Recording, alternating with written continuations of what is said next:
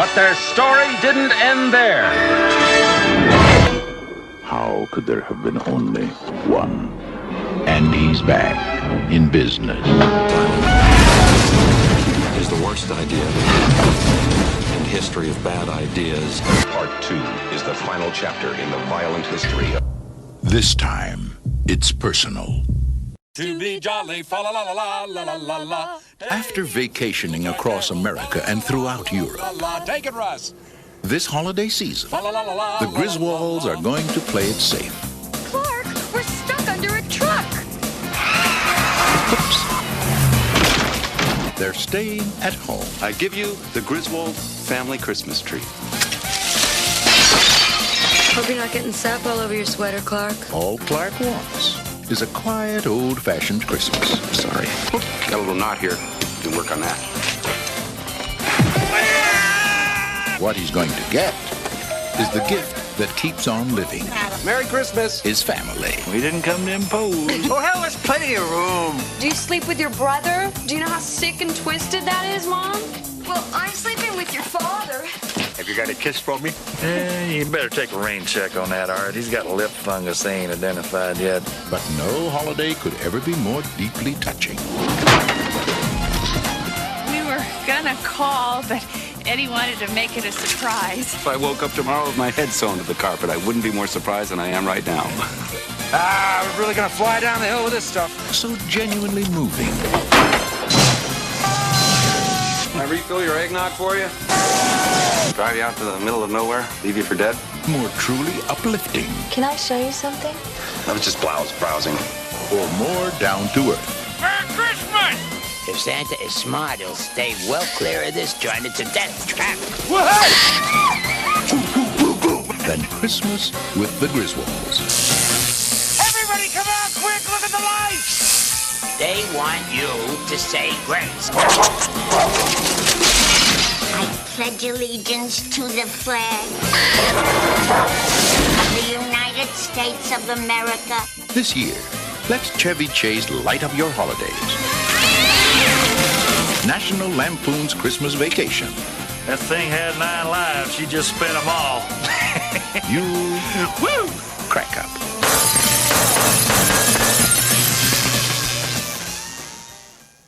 Ho, ho, ho. Did you have an intro for this? I don't know. But welcome to Revenge of the Sequel, the podcast just about sequels. It's time for one of Santa's sequels. I think the final one. Is this it? Yeah, I guess this would be the one that Santa's final sequel. You do have intros usually, don't you? Yeah, isn't it? Where it's like, hey, do you like this and that? Oh, shit! Okay, hold on. Let me go back.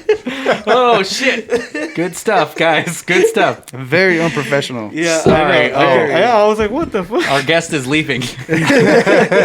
If you like... Hold on. Okay, yeah, I wrote something. We're going to leave all this in, baby. That's why I was so confused. I was like, huh. You guys get it raw. You get it raw. Yeah. If I remember to cut this out, I will. If I don't... Oh well. If you like road rage, Christmas trees, Christmas lights, 25,000 of them, Christmas bonuses, RV sewage disposal, stogies, electrocuted cats, electrocuted humans, kidnappings, uncles, grandpas, daddies, what? Dog humping, SWAT, and finally, the good old-fashioned Griswold family, then you'll like the sequel we're talking about today. It's one of Santa's ho-ho-ho sequels. We're talking National Lampoon's Christmas Vacation, from 1989. And again, this is a perfect intro. Just the perfect opening, the best beginning we've ever had. Flawless. Oh man, that's not good. That now I'm starting to talk like this. There was no mistakes. It was the best. Yeah. No one's done it better. Best intro.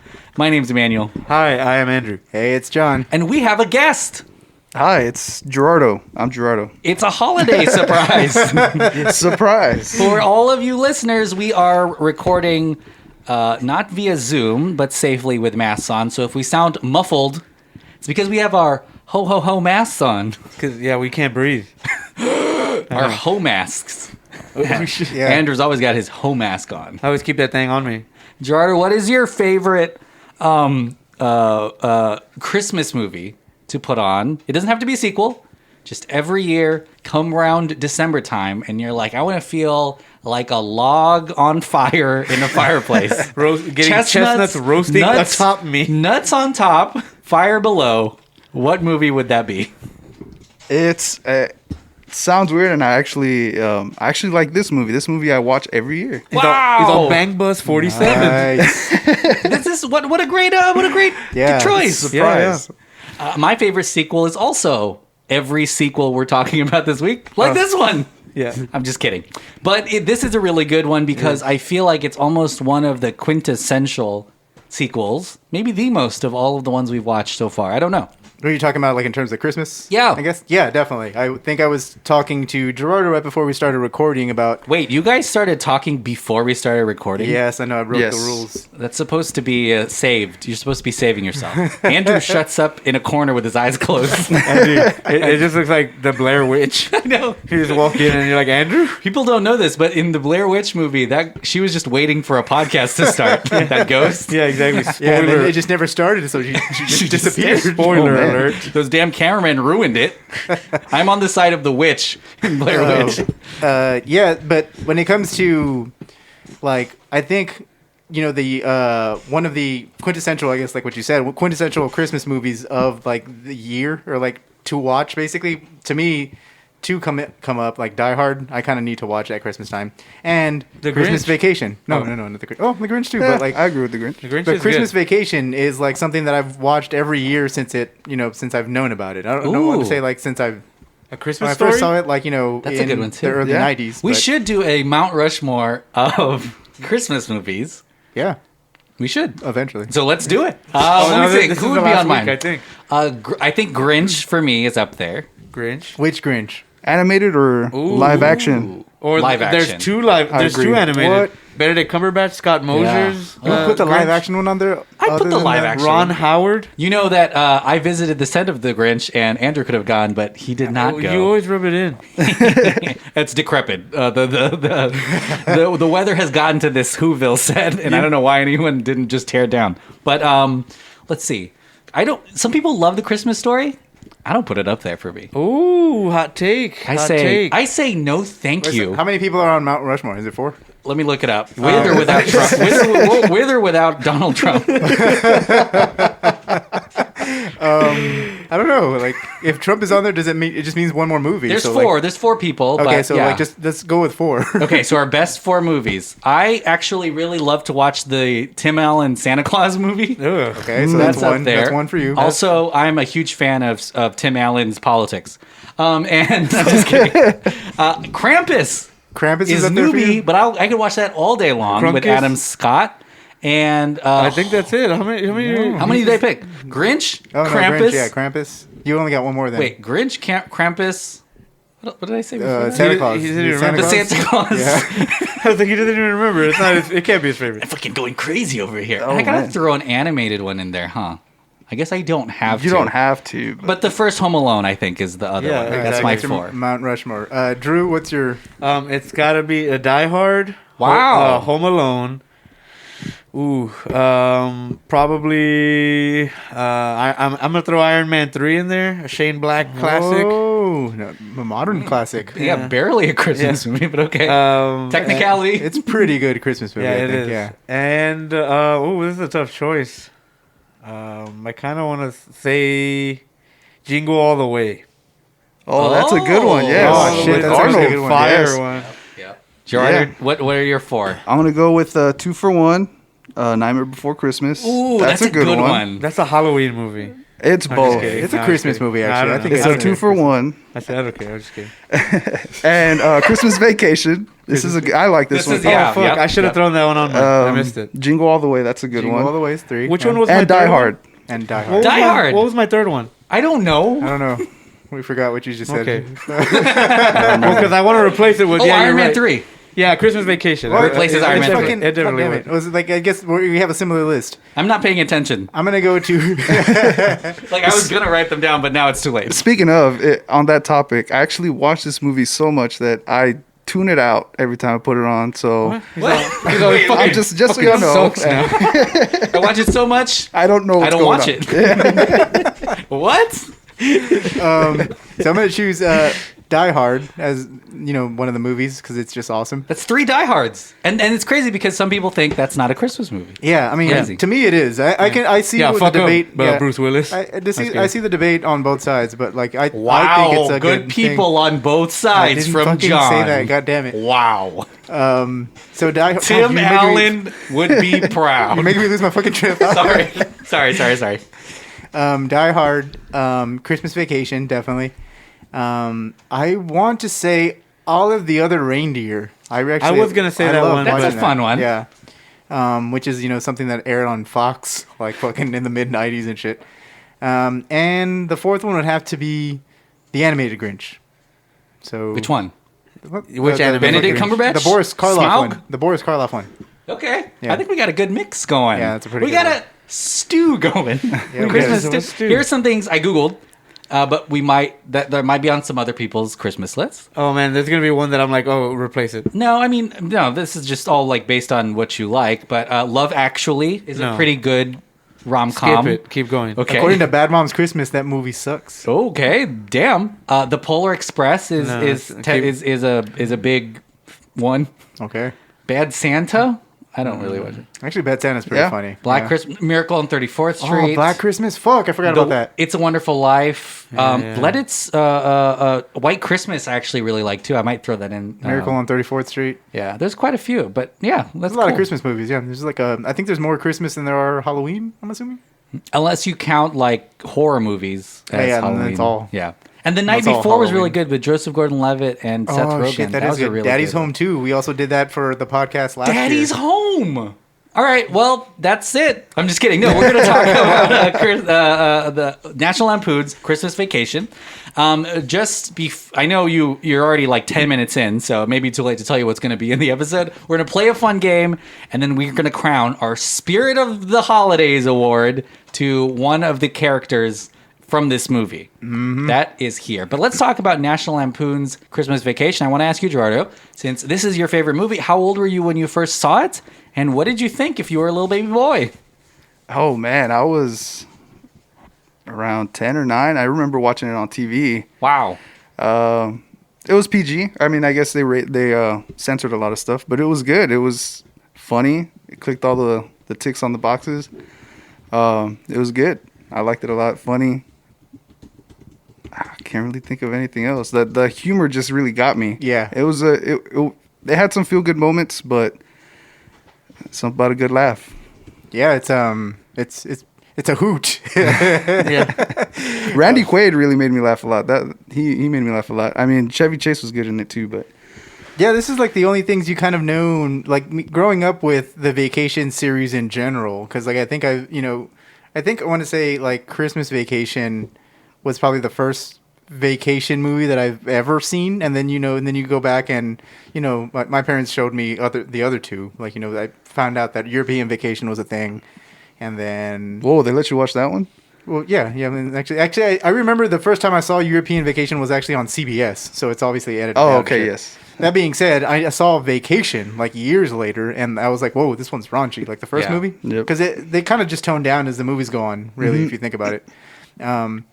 But it's kind of like the Chevy Chase franchise. Like you only know Chevy Chase, to me at least, only from I mean, when you grow up, or like I didn't know about Fletch until like I was like almost like an adult. So like, but Chevy Chase, he was great in all these vacation movies. I think Christmas Vacation is something that like I've seen. I can't remember when I first saw it. I knew I've seen it like when I was like a kid, like probably before the age of like 8 or so, because it's one of those Christmas movies that just comes on all the time, and always had like a enjoyment watching it. So it's pretty great movie.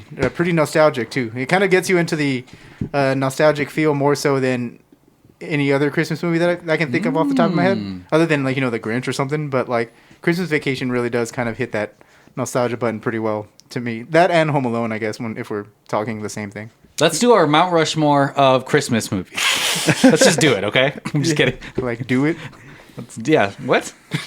John, no, I'm not trying to say let's fuck. It. Weirdo. Man, I feel weird now being here this close to this weirdo.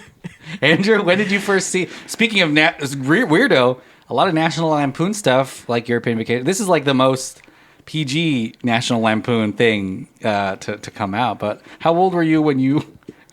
Well, and yeah. I think my family ended up being big fans of the Chevy Chase franchise, like John was saying, and so probably saw it around the same time as John did.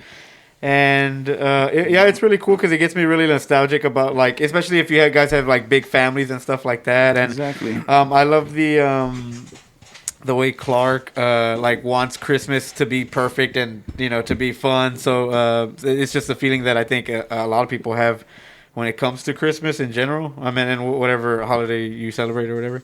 And so, oh boy, yeah, but it was just I think growing up as a kid, I didn't really understand the order of them all, because I think some of the kids look kind of young at some points and then older in other movies, but the other movies should have happened before, like kind of in the wrong order. And so this one kind of threw me for a loop because I just now realized that it was in a different part. It's the third one rather than, I thought it was the second one. Wait, this is the third. I think so. That's what me and John were talking about yesterday. Should I Google it? Or yeah, pretty sure? Do it. Definitely is, because European Vacation was 85. Oh, okay, yeah. And gotcha. then this was 89, and then Vegas Vacation is 96 or some shit. Yeah, like and 97. so Chevy Chase does look the oldest in this one compared to from the other two, European and Vacation. And obviously Vegas is the last one, or the Ed Helms Vacation. One Yeah, is the last one. But it kind of blew my mind watching it this time. A little bit, and I don't think I comprehended that in when I was younger. But it's just like John and Gerardo, where it's just a classic movie that the whole family kind of puts on. It's the most slapsticky, I think, with like the gags and it's not raunchy. Like the other two. Exactly. Yeah. It's a little bit more like Three Stooges, like Chevy Chase, like with the wooden boards. And so I think that might be why, and not to mention that they're by this time, I don't think there were a lot of really, really good Christmas movies. And not to say that, obviously some of them are timeless or whatever. But wow, Jimmy Stewart. Open invite. Open invite. But, it's one of those things where I think your scope is kind of shrunk during the Christmas times, because you want to watch Christmas movies, but there's only like 30 of them out there, 40, and I'm sure there's a million because of the fucking Hallmark Channel and shit like that. But and Netflix, a bunch of Netflix originals and Hulu originals and stuff like that now. But back then, obviously didn't have that shit. So you only had the choice of what was on TV, and the TV knew that this was a classic. This is I think maybe the peak of these big budget comedy movies with stars like Chevy Chase from and all of the other SNL famous people. Mm-hmm. The movies that came out this year, I googled it, I just looked it up. The highest grossing movies was Indiana Jones and the Last Crusade, which was funny as hell with Sean Connery, R.I.P. The first Batman by Tim Burton came out this year. Back to the Future 2, Lethal Weapons 2, Honey, I Shrunk the Kids, Ghostbusters 2, The Little Mermaid. These were in the top 10 highest grossing of the entire year. And I can't even think of a comedy that grossed really high the last 5 years. It sounds like one of the best years in cinema. From all those movies that you named. This movie is cut from that same kind of cloth. It's so much fun. I don't remember the first time I've seen it, but there is something really recognizable about seeing Clark Griswold, who is the ultimate family man dad, who really wants everything to be perfect.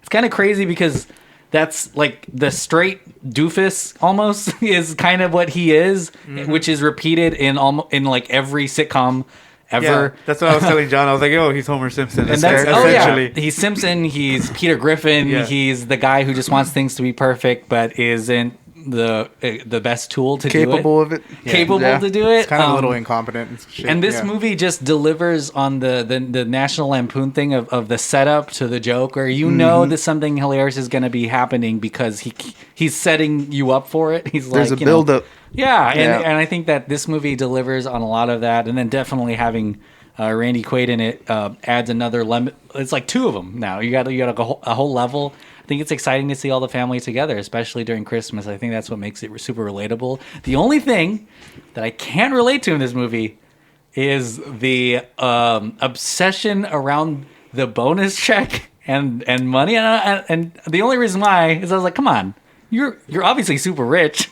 And the same when I watch Home Alone, I'm like, come on, all these people are living on like they're upper middle class folks. Yeah, I can see that. Yeah, and like you took a trip to Wally World. Yeah, and there's even a point where Russ, the son, who is my favorite character in this movie, probably because he's just we know his who his award is going to. Cool later. as hell. Oh yeah, shit. I didn't even think about my reward. But there's a moment when he was like, we could have avoided all this by just going to Hawaii or something like that. And I was like, what the hell? Like that's sounds about right. Yes. Like dang, y'all were thinking, but should I go to Hawaii or do this? They would have forgot the son at home. That's true. Home alone. Wow, crossover, same neighborhood, because I think this like all Hughes thing set in Chicago or something, right? Yeah, I think so, yeah. But yeah, well, I guess I kind of already started talking about what I felt about the movie. But Gerardo, what were some of your favorite parts of this movie? Let's see. He's all pissed. Can I phone it? Can I phone it? Somebody? Yeah. Yeah. But No. I'm trying to, because there's a lot that happens in this movie. And I can't think of like, there's obviously like recurring jokes. Like the tree is always in peril. Yeah. The tree, the neighbors are always getting hurt. Julia or Dreyfus? something. Dreyfus? Anytime the son or Rusty is dealing with Chevy Is it Chase, Rusty like when they're or Russ? Russ. It's My bad. Russ. I don't short know. for Rusty. Oh, I know, but like, what is he called in this? Rusty. Yeah. Okay. Griswold. Oh man, I remember when they went into the mall and he's panicking, buying the lingerie for his wife, and that model was there. And I was like, man, that's also there's a lot of buildups that what just model classic. shows you the underwear she's wearing to tell you how it That she wasn't wearing. It's just a riff on the car. Remember where he's driving and then the hot girl pulls up next to him? What hot girl would do that that's driving that car? And we're like, look at that guy. That guy has a family in there. Nice, baby. Nice. They actually got a lot of things in there that they put in some of the other movies where the animals died. The cat, the dog died in the other movie. Yeah, that's true. And then there's he goes berserk, which is like because he doesn't go berserk in European Vacation, but it is a callback to the first movie where because Clark at some point in this movie goes berserk, like he kind of loses it and has like a mental breakdown like in front of the family. Yeah, with the check. Which happens. We just watched Bad Mom's Christmas. Wait, is that what it's called? Bad Mom's Christmas. Yeah, Bad Mom's it's kind of similar in a weird way, right? Like the blow up at the end, where it's like from the ashes rises the phoenix of Christmas. Yes, and then and then also that movie has a lot of similarities too because it involves like just the family, like an overdue like the conflict is the family. Yeah, exactly. Yeah. And so, that's pretty. It's this movie's pretty fucking great in terms of like gags like that. One of my favorite parts, or one of the favorite funniest gags in this movie, is when he greases up his like sled. Like, so good. And then there's like a very slapsticky scene of him just like shooting like a bullet, like just it looks like down the Flash, like just ran through. Yeah, that's fucking. There's a lot of moments like that, like where it's just like it's the like lights, it's super slapsticky. Yeah, like the lights don't turn on. The lights don't turn on, and then like they keep kind of like bothering the yuppie couple next door. Like the yuppie couple is just like kind of like they have like yuppie couple. Yeah, well, it's so funny because you think that they're gonna be like the antagonist, like they're gonna try to ruin Christmas, but they're actually just minding their own business, and like the Griswolds just fuck up their lives, and so it's hilarious. I would be upset if someone's dumping their RV shit in the lawn. That's what's crazy is that they're made to look like the villains, but they're really just that's why they hate the Griswolds. Yeah, I did have that feeling when I watched it when I was younger, but when I got older, I was like, man, the Griswolds are assholes. I know. I'd hate to live next to them. Yeah. So funny. They get their stereo, their CD players broke, fucking busted up and shit. And you know what? Those terrorists from Die Hards, they were trying to do something good. Right? Alan Rickman? See that. They were environment. What were they? You know, I don't remember. Alan Rickman does that to Dumbledore. Oh, it's the same thing. It's a reference to Nakatomi Plaza in Harry Potter. Anyway. Well, this cast is fantastic. I think that there is obviously the main cast that returns. Chevy Chase, Beverly D'Angelo, Juliette Lewis playing the daughter, and then Johnny Galecki. From Big Bang? From Big Bang. Well, Juliette Lewis is like... I don't watch Big Bang Theory, but I know Juliette Lewis from a bunch of other shit. Like, she was in... Whoa, I wouldn't call it shit, John. Yeah. From Dusk Till Dawn. She was in Natural Born Killers, and she was in... what the fuck else was she in? God damn it, I was just saying it earlier. She did a lot of Woody Allen movies. Do you want to talk about him? Way to swing this conversation to the right. Anyway, let him keep let him keep talking about it. Well, and Juliette we're Lewis gonna is unplug that mic She was real quick. I was saying that's what I was saying. Johnny Galecki and Juliette Lewis actually play a couple in in the Connors. gone. In the Connors, that show that just came out, the Roseanne Wow. sequel. Yeah. It's weird how you're talking about two people who played siblings in this movie marrying each other in it's real Game of Thrones. So what's wrong with that? In the Connors. Game of Thrones. What? I didn't say what was wrong with it. I was like, wait, is there something wrong I'm with just it? kidding. Oh, Well, they I'm play just saying lovers in because the we Connors, also yeah. talked about Woody Allen. oh yeah, okay, IRL. Yeah, now I see where the two. similarities were coming to. Also, in this movie, the grandparents of those two sibling lovers Combo, yeah. Everybody loves Raymond. Yeah, Diane Ladd, John Randolph, E.G. Marshall, Doris Roberts from Everybody Doris Loves Roberts, yeah. Raven. Raven? What? Everybody loves Raven. That's so Raymond. That's so Raymond. Deborah! Miriam Flynn, Randy Quaid, Cody Berger, Ellen Hamilton, Willie. There's so many really good things that happen, I think, in this movie with the grandparents and then also the super old aunt who keeps Aunt Bethany. saying the Pledge of Allegiance and Grace, where they just for like Grace and singing the Star Spangled Banner at the very end. I think that comedy is really, really good. And I mean, it's obviously just plays into the chaos to have them all in one house while he's also trying to make everything perfect for them. I think the way they shot that first scene where they all met up was really well done because there was, I guess it was like a handheld shot, so it was really shaky. Yeah. And everybody was coming in. It really tied into the energy of what was going on in the scene. Yeah, you really do get like the chaos right up front, which is pretty cool. It's like this movie is like a very like family friendly shit keeps happening movie because like there's just gag after gag after gag that keeps happening. Oh, Emmanuel knows nothing about it. No gag reflex. Oh, I love watching movies. No gag reflex. Yeah. But no, I think it's really weird because Clark Griswold, like as much as he wants it to be a perfect Christmas, he spends so much time away from the family. Like he tries to get out of it. Like, oh, I'm gonna go put up the lights, or oh, I'm gonna do this, or I'm gonna do that because I don't want to be inside. And he kind of leaves Ellen in there, and so it's kind of weird. Because I know he's trying to hustle to get that bonus and get the pool for everybody and stuff like that. But at the same time, he wants a perfect Christmas and doesn't really kind of put a ton of effort into it. Mm-hmm. Yeah, it's pretty weird. That isn't like I didn't notice that until I was, because I've seen this movie like a lot, but I guess since we were actually watching it to talk about it here, like I didn't. You actually brought that up during the screening when we were watching it. And I was like, damn, like it's almost like he thinks like the family's like the only wrong thing about Christmas. He's like, man, Christmas would be awesome if it was without all his family. Because the build up before you meet the family, even though it's like very brief, it's a very brief like couple of scenes before you meet the entire family. That's all he's talking about. Exactly. The family. He kind of like, I don't know. I don't know, but he slowly starts forgetting about them when he starts imagining the pool and it's just him and that model. He's very focused on money. Yeah, like, that's the one thing. Tunnel visioning. And the resolution of the movie is he gets the money. Does that make sense? Like that's what makes things. That's the Christmas miracle. The happy ending. Yeah, I guess you're right because he's upper middle class that wins against just the 1% or something. Yeah. Because like I thought they were in the rich neighborhood until I saw like the fucking White House. Yeah, where they and you're like, oh shit, that's the bad guy.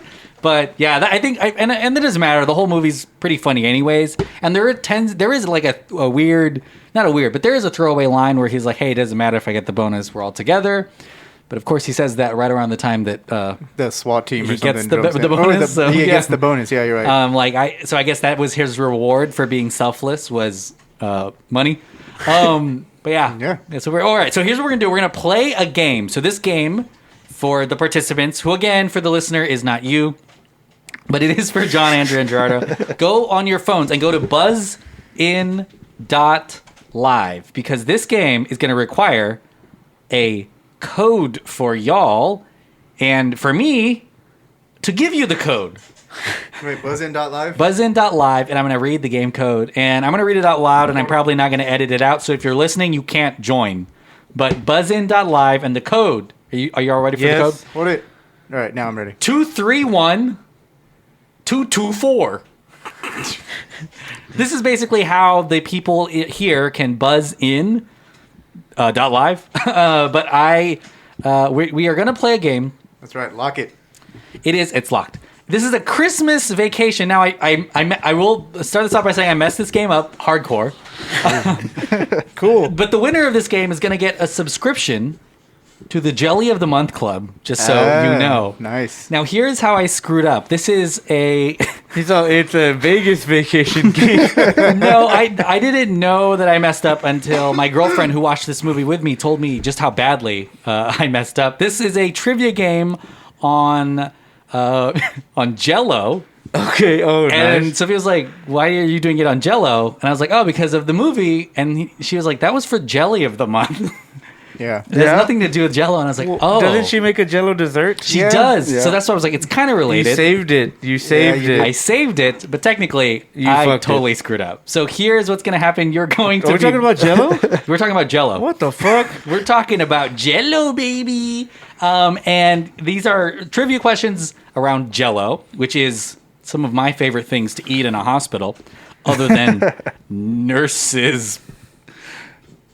Is that the sentence? I can't. Just keep going. Because honestly, my mom's a nurse. But let's talk about what this is. I'm going to read some Jell-O trivia, and you will buzz in around the table and get a chance to answer these questions. Once you've buzzed, you can only answer once. Does that make sense? I see it. I'm going to unlock the buzz. Sound on or off? Andrew, no. Andrew's already buzzed, and now I have to lock it. Or actually, next time he buzzes, I'm not going to lock it, but Andrew can't answer. What? Here we go. You're actually buzzing tonight. Here is the first question, and at home you can play, and I know some of you are real Jell-O heads. J-heads. Wait, that means jarhead, right? Sorry, you're Jell-O heads. The former Republican president nominee... Oh, shit. All right, here we go. This is... Hold on. Let me get an edit point. Edit point. I'm not going to edit this. This former Republican presidential nominee represents Utah, the state that loves Jell-O so much it made it the official state snack. John has buzzed in, so has Andrew, loudly. John, go first. True. All right. He said true, which I'm going to say is probably he's trying to think of Truman. Incorrect. Andrew. Reagan. No. Okay, whatever. I guess. Oh, shit. I didn't pay attention to the Gerardo, do you question. want to guess? I was going to say false, but... False. All right. Okay. I got it. Kennedy. Nope. Here we go. It's Mitt Romney. Ugh. Oh, shit. He's on the glass. Someone's drinking Are you water serious? here. Yeah. That's so funny. There is a glass. I had the answer staring at me. So it was funny. staring at you in the face, Gerardo. Obviously, everyone knows John is a hardcore Republican. So there is a glass. There's a glass of water on the table right now with Mitt Romney staring at Gerardo. And he was the answer to this question, but nobody got it right. We were looking at the answer. It Yes. was right underneath our nose. It was right under your nose. The next answer is also underneath your nose. That's a clue. It's your mouth. Table. Oh. Okay, so here's the next question. Sugar, this is Price is Right rules. Sugar comprises what percentage of Jell-O? John has already buzzed in. Andrew has too. And Gerardo, I guess you'll go last. But I guess everyone can guess. But Price is Right rules. What percentage of Jell-O is sugar? John, you go first. 40%. 40%? Andrew? 41%. 41%. Wow, classic Price is Right. Gerardo, you know there's only one thing you can do now. What percentage of Jell-O? 100. No, I'm just kidding. 75%. I did it! Gerardo, you win. What? Jell-O is 88% sugar. I was about to say, almost all sugar, man. Sugar, yeah. Wow. If you had said 42%, you would have gotten it. Well, I was just hoping that I don't you make would go my own underneath. Jell-O. I just buy it in I buy the snack packs. sugar-free Jell-O, baby. Okay. Why did you buzz again? You already got the... I unlocked my bad. Okay. Technical difficulties. Here we go. Jell-O was used as the welcoming treat on this island famous for welcoming immigrants to the United States. Andrew. Cuba. No, okay. I don't know. Oh, boy. Yeah. No. Gerardo? Florida. No. John? Island. Ellis Island. Yes. Ellis Island, where immigrants had their name changed. Yeah, Jell-O was served to them. Really? Yeah. That's pretty. Is it That still sounds served? awesome. I don't think people go to Ellis Island anymore. I think our immigration system is different from getting on a ship, hopping off at Ellis Island, and then we picking a name for you. So because no Jell-O. we were That's racist. what I'm getting. No Jell-O. No Jell-O. Although, Maybe. I can't say no for sure. Ready? What percentage of Americans, Price is Right rules, currently have Jell-O in their home? You can buzz in so we can go in order if you want. But John, you have the first guess. Andrew's really smart. God damn it. Okay, so What the percentage of the Americans currently have Jell-O in their home? I just realized a big flop. But 34%. 34%? Gerardo, you're next. 80%. 80%. Wow. Remember, Price is Right rules. Andrew? He went over 35%. What did he say? He did 34. He went over. Andrew, you got it. It's 75%. God damn it. I just realized what Andrew is doing, and I guess I won't bring it up because they don't on Price is Right. But fuck. There's a big loophole here. Butt fuck. Here we go. National Eat Andrew knows. National Eat Jell-O Day takes place in this month. What? National Eat Jell-O Day takes place in this What month. the There's no way that you know. Is this like a fake internet holiday? No, this is a real thing. National Eat Jell-O Day. You don't celebrate this? I'm going to from here on I'm out. scarfing down Jell-O in my mouth on that day. Fucking going 75% ham. of people are doing it, John. Yeah. John, what month would you like to select? Price is Right rules. I'm just kidding. There's no such. So let me see. It would have to be kind of something in the summer. So I would assume I was thinking about a like hot day, yeah. something somewhere. Y'all don't like Jell-O on a cold day? I like Jell-O every day. Somewhere. I have Jell-O in my fridge right now. Someday in May. John said May. Let's see who's next. Gerardo? June. Andrew? July. It is July 12th. I did it. Damn it. How is the fucking... Price is Right rules, baby. I just went one above your two answers. July 12th is National Eat Jell-O Day. And obviously, we're celebrating this year privately in our own homes. Was it fucking belly button shot? Yeah, That's how you get the Rona. Jell-O. I lay down on the floor and I get Jell-O poured into my butthole. And then I have to let it set. Yeah. And no one notices because they both jiggle the same, baby. All right, here we go. Known for sweet fruit flavors, what vegetables have also been sold as a Jell-O variant? Oh, what the fuck? There have been vegetable Jell-Os. John, you buzzed in first. What is your guess? Wait, what vegetable? So we're like a... You're saying A that there's vegetable. vegetables inside No, of no, Jell-O? no. There's a vegetable flavor that has been served with Jell-O. Why'd so you instead of like buzz? cherry, Oh, it's this a vegetable flavor. I Why'd get you buzz So- if you didn't know? Well, no, because I didn't understand. Bitch. Wow. Just like trying to... Gerardo's coming at you, bro. Fuck. Carrot. No. John, that's cake. Andrew, you buzz next. Oh, shit. Price is Right rules. Remember? Yeah. The closest vegetable. What's the definition of a vegetable? Oh my god. A vegetable. Jeez Louise. Um, I'm gonna count down here, and then if you haven't guessed, Gerardo, you're gonna guess twice. is banana a vegetable? Is mayonnaise an instrument? Andrew? Celery. Yes! I did it. Holy guacamole! Hey, Nice. hey, you thought I didn't know the answer, but I was just playing I- up the comedic. I have a effect. small feeling that Andrew's actually a got a real box. Jell-O head. I Yeah. love Jell-O. Yes, Have you ever tried celery, Joe? John, have you ever eaten ass? I was kidding. No. Everyone wants to know, John. Wait. He's got a point. Was that rhetorical or? Whatever. So there were two vegetable flavors. Or actually, Gerardo, if you had to guess, what would you have guessed? Tomato. Broccoli. Tomato a fruit? Tomato is the second one. I did it. What the fuck? Boom. Is tomato a Celery. fruit? Isn't and technically tomato That's what I'm saying. A fruit. fruit? I think That's it's a why vegetable. I asked what was the definition of a vegetable. Let me Google. Because at first I was like banana. Tomato is a fruit. What the hell? Yeah. Why is that on here? Anyways, but celery you got. So just one vegetable Yeah. flavor. So I got Jell-O. the one sole answer. Here we go.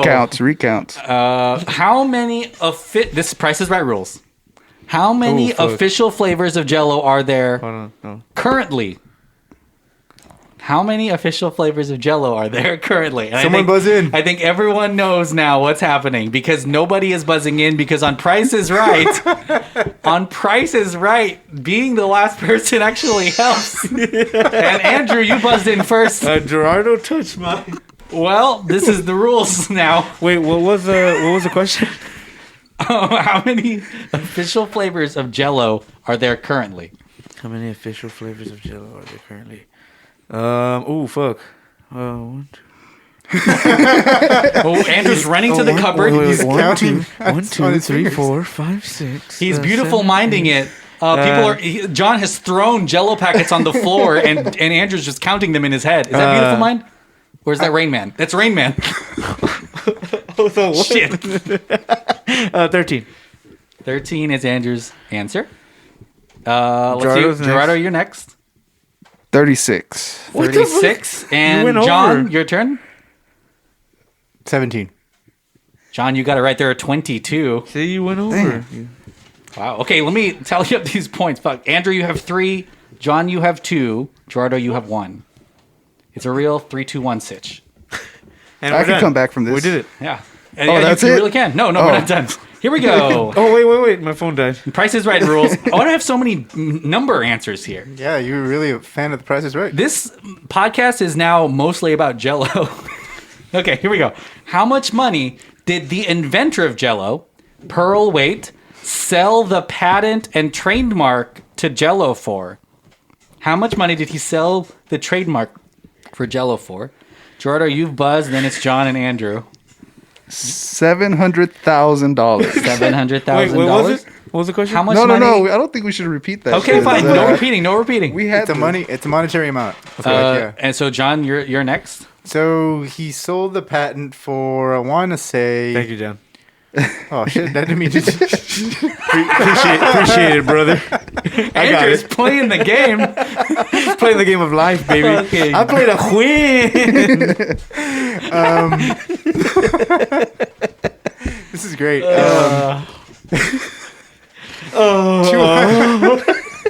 Andrew's You all right over there? 230,000. 230. So here are the answers: 700,000 from Gerardo, 230,000 from John. Price is Right rules. Ooh, damn! You really Andrew, got me. Nice. I like how this. much did he sell that patent for? 231,000. Oh, I set you up because the correct answer is $450. Oh fuck! Oh. So John, you got it. Closest, nice. Andrew, I thought you were going to say $1 because you would have won it if you had just said $1, which happens on Price is Right a lot. Well, It didn't sell well, so he sold it to his neighbor for $450, which was probably something he looks back on. Yeah. Is it still alive? Yep, I have him on the line right now. Pearl, what do you have to say for yourself, Pearl? I'm dead. Okay, here we go.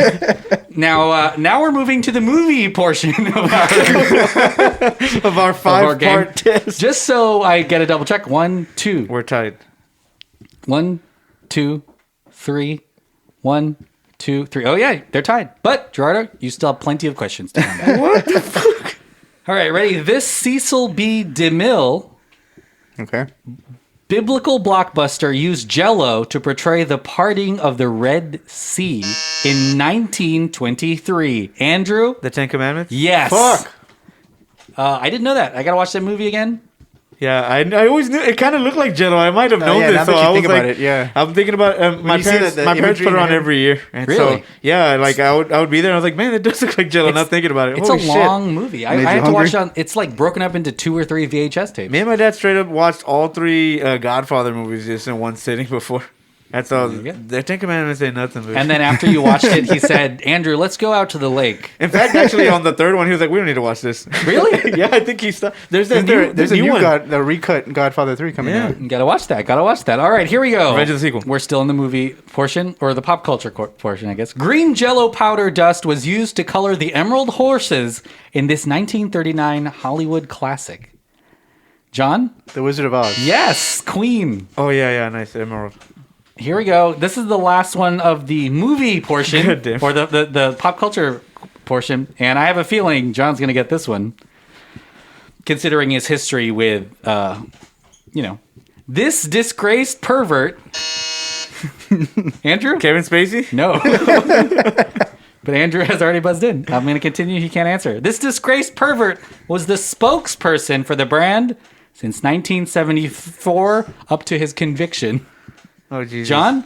Bill Cosby. Bill Cosby! Oh, I see. Yep. Jell-O! And the pudding. I remember that. Isn't that crazy? Yeah, you're right. Damn, that was a very easy question. Now, yeah, I know. So here's where we stack up.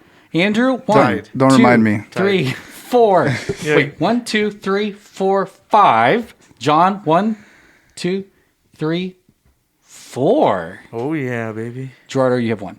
Here we go. Now here's the question. You have to get all 4 right. Ugh. What were the first 4? This is the final question. And whatever. What were the first 4 flavors of Jell-O when it was released in 1904? Andrew. Lime, orange, grape, cherry. No. Oh, ready? fuck. Oh, man. G? According to Gerardo. What were the 4? Oh, man. What were the first 4 flavors of Jell-O when it was released in 1904? Fuck. I think I have it. Son of a bitch. This is actually a little harder than that. No, it's easy. What did you say? Did I get it right? No, you got it wrong. Lime, orange, cherry. No. Okay. John, take that as a hint. He said lime, orange, cherry, and those were automatically wrong. Yes. Great. One of them. No. All right, here we go. Andrew, you have officially won. Here are the first 4 flavors. Lemon. Yeah, that's what I was about to say. Lemon is the yellow one, yes. Orange. Uh-huh. Strawberry. Oh, shit. And raspberry. Man, I would have thought cherry for sure. Yeah. Crazy. I don't think I've ever had raspberry Jell-O. It sounds awesome, though. Well, everyone, as you know, Andrew, you've won a subscription to the Jelly of the Month Club. Meanwhile, John and Gerardo. We get our bonus. You get your bonus. Plus yeah, 20%, baby. That's awesome. right. Andrew, enjoy your Jell-O, bitch. All right. Well, let's keep talking about... I know we spent so much... And we're done, so there's no more game. But I know we spent so much time talking about Jell-O, but that's not what this podcast is about. It wasn't? No. Oh, damn. You know, I'm out of here. Trevor's wearing his Jell-O shirt, sucking on his Jell-O. So I wanted to bring up something more on the production side of this, is the fact that John Hughes wrote this movie, and originally was supposed to go to... the director was supposed to be Chris Columbus, and because he Home Alone.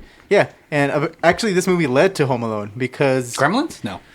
Oh yeah, he also wrote Gremlins. Wow! These are Chris like Columbus. Christmas bangers. So, Nice. So Chris Columbus apparently didn't get along with Chevy Chase. Chevy Chase was very hard to work with. Oh, and we've heard that before. No, he's a good guy. I also agree with him, his politics with Tim Allen. He had a personality clash with Chris Columbus, and Chris Columbus ended up going on to direct Home Alone because of it, because he wanted to work with John Hughes, and apparently Better that Christmas happened. movie? Maybe.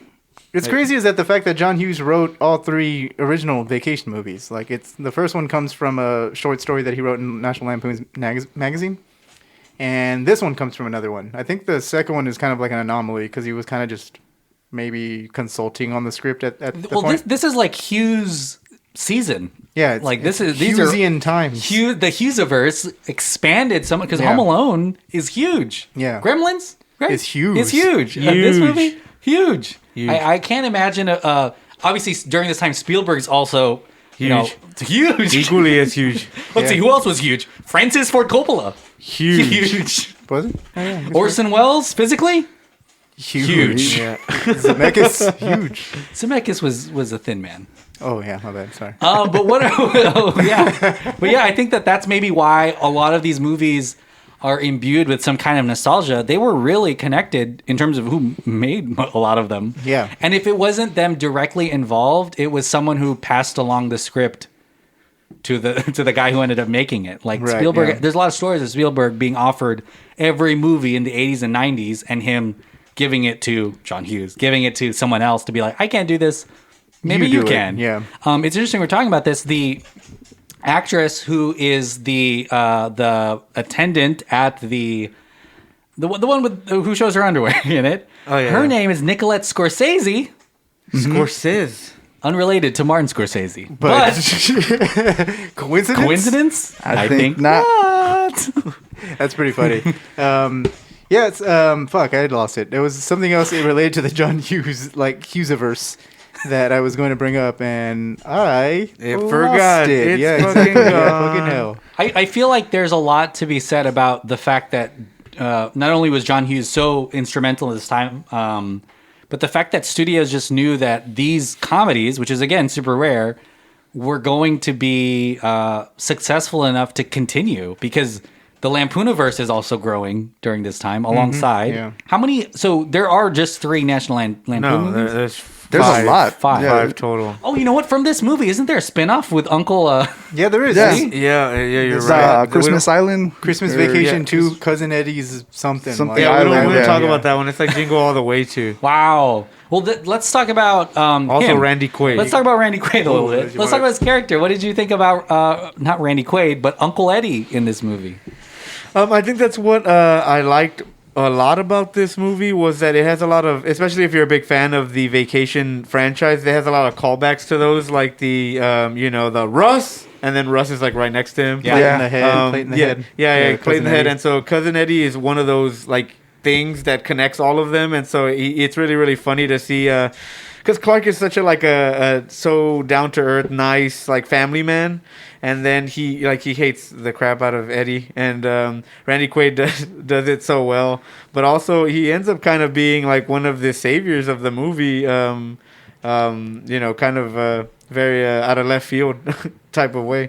But I think the hijinks he gets into are hilarious, and there's even that other thing where like he always tries to hug Ellen, and Ellen like Doesn't almost want falls to on- avoid she, it, She yeah. falls on the ground, and so like it's like that's a reoccurring thing, and so I think it's really cool on like just to see like where the characters go too, because when you see them in the first one, trailer park, like pregnant, smoking cigarettes, and making their own ketchup and stuff like that, and then you see them in like Vegas Vacation, and they're like, whoa, like this little kid grew up and has a bunch of piercings or whatever, And so it's always fun to kind of see where those characters evolved, and like he kind of upgrades from his metal. He kind of like downgrades. It's not even an upgrade from a metal plate to A plastic to plate, a plastic, yeah. a piece of government plastic. Which I thought was hilarious when he says that like anytime they turn on the microwave, he pissed himself because of the metal plate. That almost sounds like it's improv or something. 'Cause, Yeah, like, it just yeah. sounds really good. Because like I think Randy Quaid was also, probably should have fact checked this, but I think he was also on Saturday Night Live as well. For like a day. Possibly, maybe like a season or something. But I could have swore like because this movie has like I think 3 Saturday Night Live people, including Chevy Chase and Yes. Julia Louis-Dreyfus. Yeah, Randy Quaid was on there too. Season 11 of Saturday Night Live, Randy Quaid, a repertory And player. then E.G. Marshall too, I think. You want me to Google something twice? Check E.G. I have Marshall to. too. You don't have to pay every Google, That's true. Anyway, it's getting your information. It's Google sticking to you.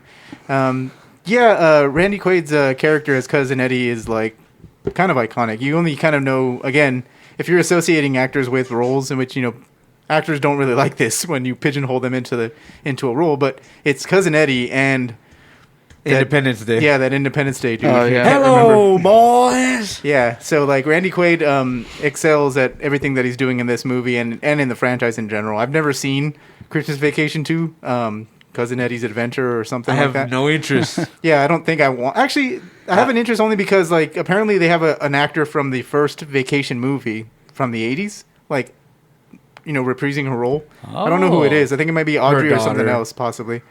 But like it's interesting that they got someone who was in the original one to come back for such a weird spin-off, I guess. Well, let's.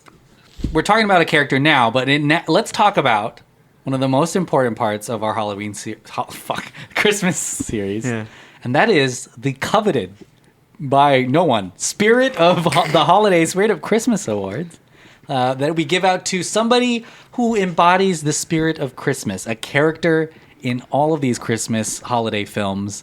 Now let's talk about this movie. Who would y'all like to nominate? The way this works, you nominate them, and then we let you, the listeners, decide who wins it for National Lampoon's Christmas Vacation. Gerardo, I'm going to ask you, who would you say has the most spirit of the holidays in this movie? I thought I had the answer when I came in here. Yeah. and you guys threw out Russ, and that was a good one. But I'm gonna stick with the one I thought originally, which was Randy Quaid. Which is a hard pass. Wow. Which is a hard pass again. I do not want to pick one. No. Yeah, I thought Randy Quaid is a good fit for that because the way I saw his character is he was the exact opposite of Chevy Chase. And Chevy Chase was kind of like he embodies the materialistic kind of thing where he wanted the money and he wanted everything to work out. And he had none of that. And he still tried to be with the family and showed up with other family members that he didn't invite him to the party. Yeah. So, and he made the best of it. He actually ended up bringing the boss in at the end and made everything work out. So Saving the day. I think he's the one that embodies it the best. That's true. It's totally true. He's the only one having fun throughout the movie. He's like, Exactly. let me con you into getting gifts for my kids. He likes the dry turkey. guy. Like that dry turkey, he's the only one I forgot about the asking dry turkey. for seconds. Oh, he'd be scrounging around in the trash and saving stuff, the couch that got burnt up. He truly is, I think, like the only person who cares about family in this movie in a weird way. Because you're right. There's something really. I don't know what the moral of this story is, but money is everything, baby. Andrew, and then the guy who has the least of it is the one. Yeah. Boom. Andrew, it's time for you to nominate someone for the Spirit of Christmas Award. My Spirit of the Holidays Award goes to Ellen Griswold because she tries to manage his expectations at the beginning. She tells him exactly what's going to happen if he does all this. She always keeps a level head. She's the one that's really stuck with the family while he's outside messing with everything. And she's so supportive. She never blows up at him. There's no conflict between them. She supports everything he does, and she wants to try to do. She even gets the lights to work. She's the one that fixes the lights, and that pisses me off. That's what I'm saying is that, like, she's the smarter one, and she's also she keeps him grounded, and she literally lights up his world.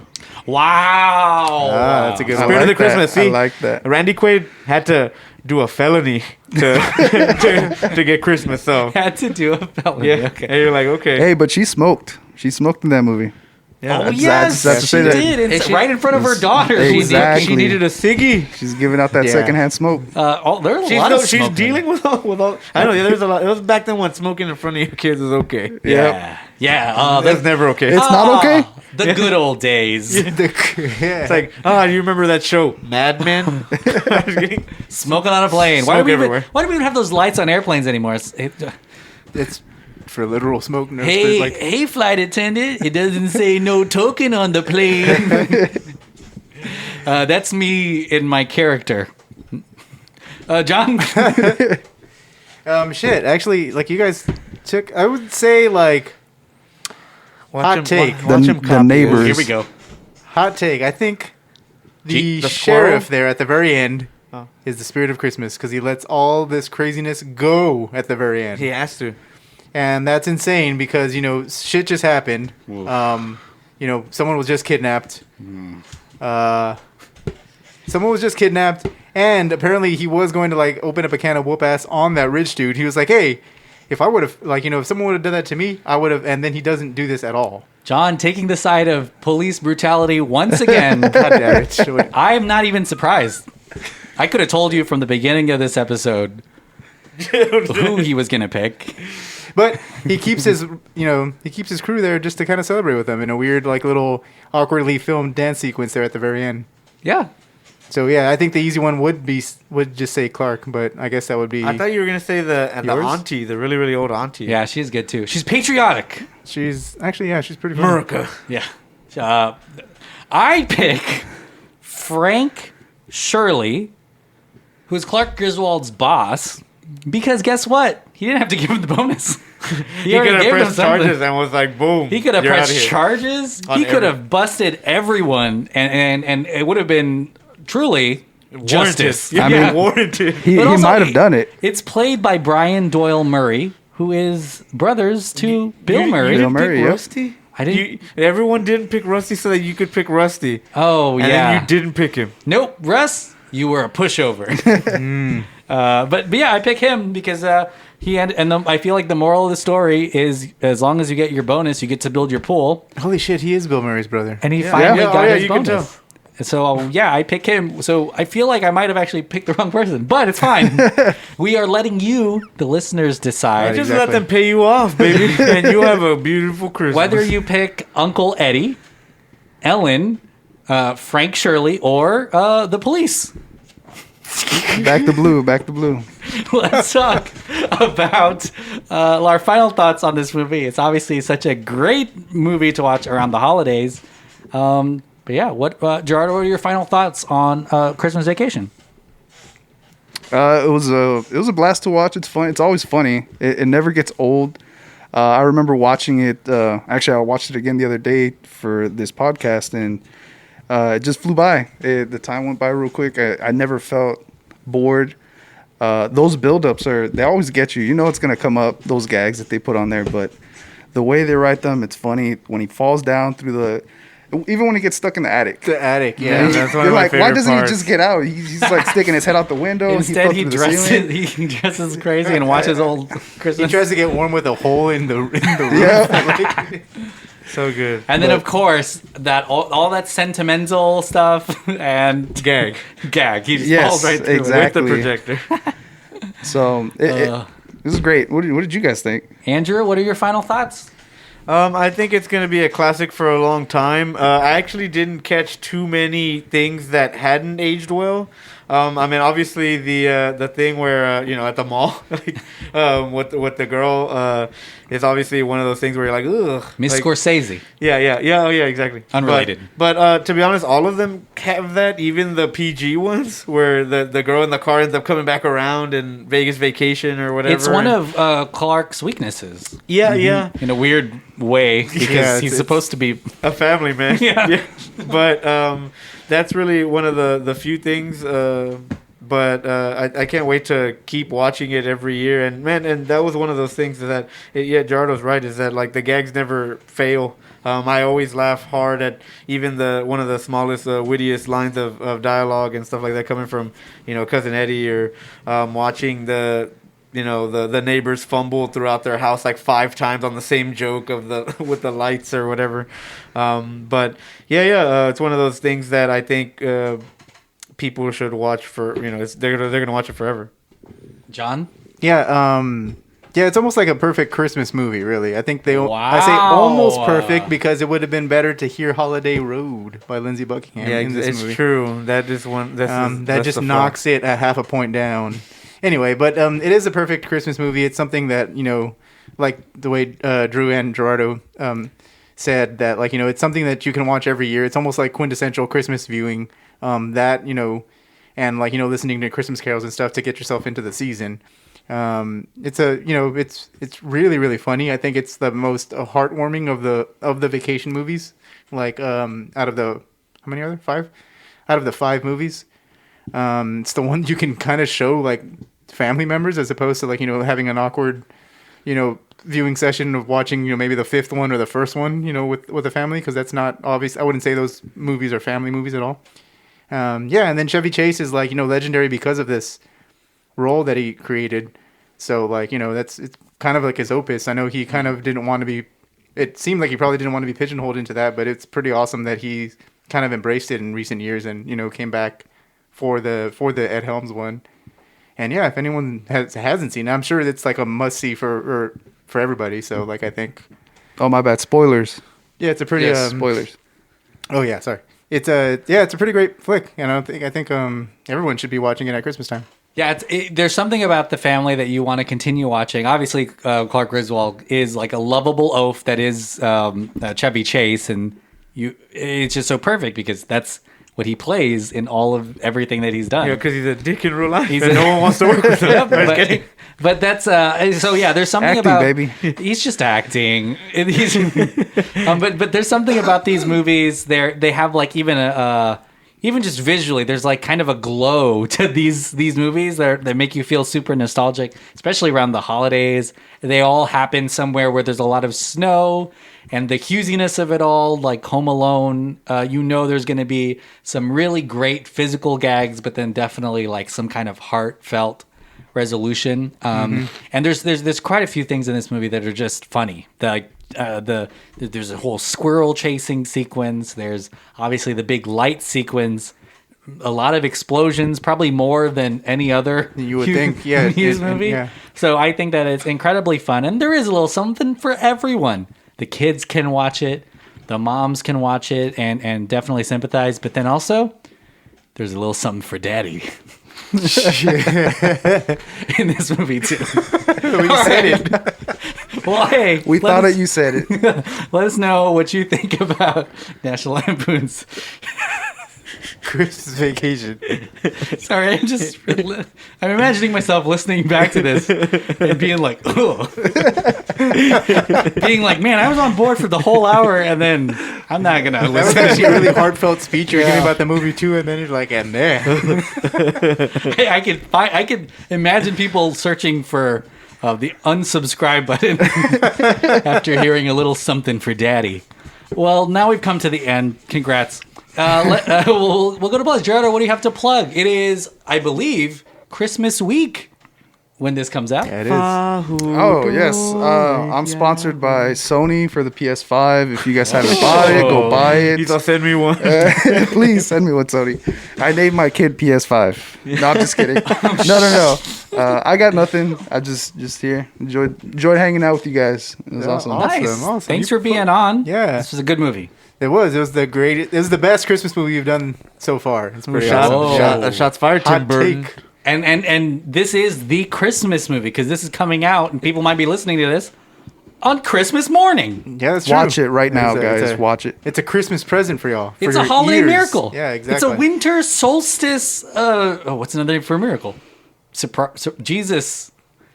Andrew, what do you have to plug? I have to plug Winter Holiday. I also think that you should do it safely. Yeah. COVID is still a real thing. So social distance, Zoom calls. Mail your gifts. Yeah, I've been thinking about like just driving to every single sibling's house and dropping the gifts off like in their front porch or something. Like Santa right out the car? Yeah, like Santa. Like for my nieces and nephews, like I always get them the gifts, and then we have a Secret Santa, so maybe we'll do a virtual Secret Santa or something. And, gift cards. Yeah, mail them, or I don't know, PayPal each other money. Do a big Ponzi I sent scheme. you little Caesars. Get creative with it. Send flowers, edible arrangements, stripper grams. It's a great point. We were talking about National Lampoon's Christmas Vacation, but really, it should be National Lampoon's Christmas Staycation. Yeah, exactly. And so I think you should get creative with it and get fun with it, and you should still keep the spirit. And if you're still if you're listening with your families and things like that, I mean, not listening to this, don't listen to this with your family.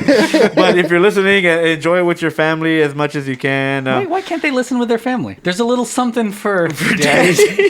There's something for kids to listen to. Not so much for the kids, just for daddy. It works for kids.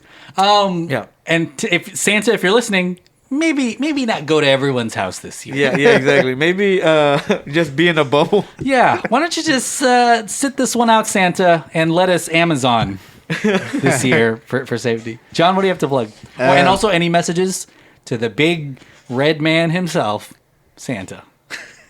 Red man?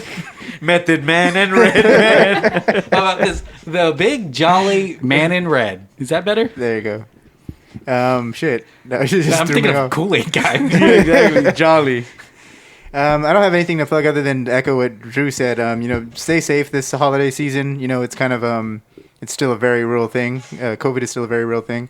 So obviously social distance. If you can, get creative with your holidays. Send your gifts. Via mail and shit. And wow, did you say mail? Yeah. What did you say? Mail. Put them in the mail. Put them in the mail. I fucking mispronounced mail. Fuck y'all. That was mail. for our Australian listeners Anyway. in case you couldn't understand what he was saying. And if you never tire of ridiculous banter like this, listen to your Delphin Pod podcast. Listen to Revenge of the Sequel, which is still going strong. This podcast, obviously. Listen to the Countdown Strikes Back, some Star Wars stuff. We, I think by this point we might be, by the public feed, we might be almost done with Mandalorian at the time. But Lego, right? Yeah, the Hopefully. Lego holiday special is going to be out. The regular we are actually holiday going to, special? God help our souls. We're gonna watch the regular holiday special for y'all. Countdown to Infinity is still going on. There's some awesome stuff, awesome news coming out on that podcast. And go to patreon.com/DelphinPod to sign up for exclusive shows like Movie Trivia, and you get to hear all this stuff first. Yeah. Which, if you do hear all this stuff first, the Christmas thing makes a little, doesn't really make a whole lot of sense if you're listening like in November. If you love our shows, there's always something for everyone. For Daddy, yes. You go to if you're in the giving spirit, go to patreon.com/DelphinPod, DelphinPod. You can support all of our shows as we navigate even just our remote stuff and everything else. But yes, there's definitely exclusive shows and early access to things that you may enjoy there. But ho, ho, ho, Merry Christmas and Happy Holidays to all of our listeners. Hope you are staying safe and staying in so that we can celebrate another one next year, hopefully in person. Yeah, thanks to Gerardo for being Thanks, on, Gerardo. man. This was awesome. Thank you guys for having me. A true present. I appreciate it. Yeah, this was awesome. Some people say Jesus is the reason for the season. I say it's good podcast guests. True. You didn't get one this time, though, right? Wait, was that me? Oh, was that me? My bad. Wow. My bad. Wait, are you burning yourself? Yeah, no, that's what I was confused That's the way about. we're going to go out. We're going out this way. Ho, ho, ho, everyone.